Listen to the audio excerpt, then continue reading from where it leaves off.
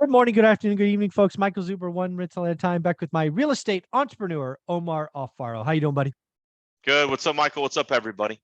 Hey, man. So I want to talk about your portfolio. What are you doing as this market is transitioning? As we talked about in video number one, you think an inventory might continue to skyrocket in your market. So what are you doing? At the end of episode number two, you hinted at maybe taking a couple of L's or losses. So as you look at your portfolio as we head into winter, what are you doing now? What are you going to clean up so that you come out of this stronger and stronger? What's going on, Omar? What's up, everybody? Okay, so Michael, great question. This is just something that I'm doing. Obviously, when you're looking at your spreadsheets and you're looking at what you have out, what your monthly payment is, you got to continually look at that because that's your burn rate. I mean, that's what you're burning just to do the business. And most people don't see that. You know, they see the numbers of like houses and everything else, but then you have, say you have 7 or 8, 10 houses and you don't have no renters in them. That is a straight burn to keep that asset and hopefully turn around and repurpose it and, flip it or whatever you're going to do, or burr out of it, which I don't recommend you doing, because you better be buying them super deep. Deep means huge discount. Yeah. And I'm looking at all of them and I even have them up. And I was talking to my lady. I was like, okay, what are we going to do here, here, and here? Do we Airbnb this one just to bypass the nut every month, right, on this one asset? Do we long-term rental it? Put a tenant in there. We got 18-month, 24-month interest only payments on some of these, which is good for cash flow, but which is actually not bad in general because interest rates 7% on a normal 30-year fixed, and I'm at 7.5 on an interest only. I'm sitting pretty, like in a sense of cash flow only. Okay, not long term, but so I'm looking at things like this, and I'm like, okay, do we take these assets and rent them out? Do we sell them?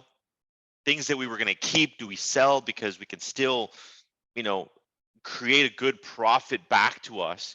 Because my whole thing is to get a little bit more lean, which I've been doing the last 6 months, and taking a couple L's to remove myself from that, I don't know, I guess negative energy, that asset that didn't turn out well. Yeah. I just want to tell you, I've told the story a lot of times, but I think sometimes you need to hear it. I know a guy in the Bay Area, in the 06 to 10 time frame, who was flipping $1 million homes and killing it. His average profit was 250 grand. Average That's profit. Retarded. That's crazy. That's retarded. However, as the market turned last time, I think he had 8, it might have been 10 projects going.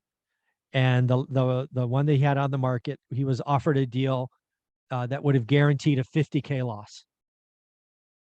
He could have easily afforded the 50K loss. He didn't take it because he thought his ego wouldn't let him take an L. Right. And that one decision caused a cascade of badness, and he lost everything. So sometimes you've got to take the L. It's just quicker, easier, cleaner. You can take your focus elsewhere. You can go create more elsewhere. You got to take an L once in a while. And it still hurts. Oh, no, I'm not saying it doesn't hurt. It ain't fun. Bringing cash to closing is not fun. Cash to closing is absolutely insane. But when literally we were just talking about it, I'm like, hey, I fixed up a house for the next person to buy it, and I'm losing. So I pretty much you left 20 grand on the kitchen table. Yeah, no, I rehabbed the property for them and left money on the table.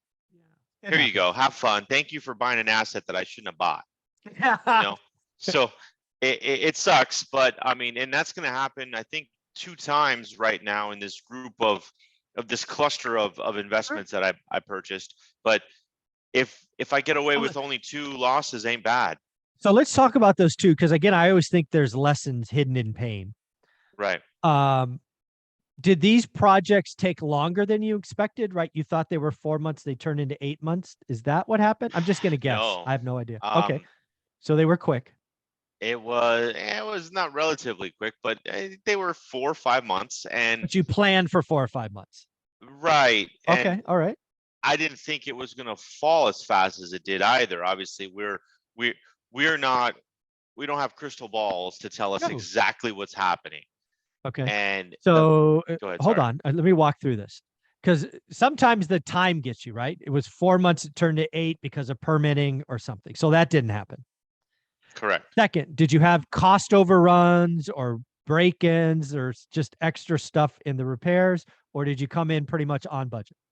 I came in on budget. Okay. All right.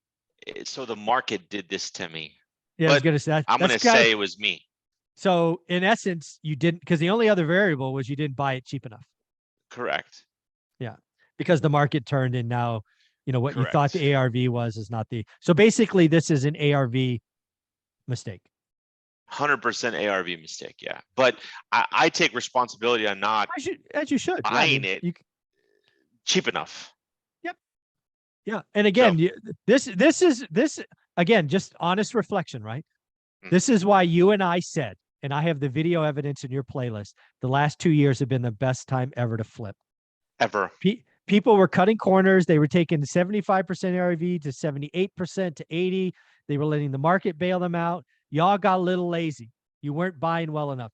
And if you are No, a brand new real estate agent who had done 3 or 4 of these, you think you know what you're doing. Omar's been doing this 20 some odd years, hundreds of these, and he got on a couple. There's going yep. to be so many people that flip that are going to take L's because they didn't do the work. You got to buy better. You will not make this mistake again. You won't buy at 75. You will buy at 65 or 60, or you just won't buy. I just won't buy. And they do say that the best deal is the best deal is the one that you don't buy, because Sometimes, there's yeah. there's no sometimes there's no risk, right? But there's no Uh-huh. reward.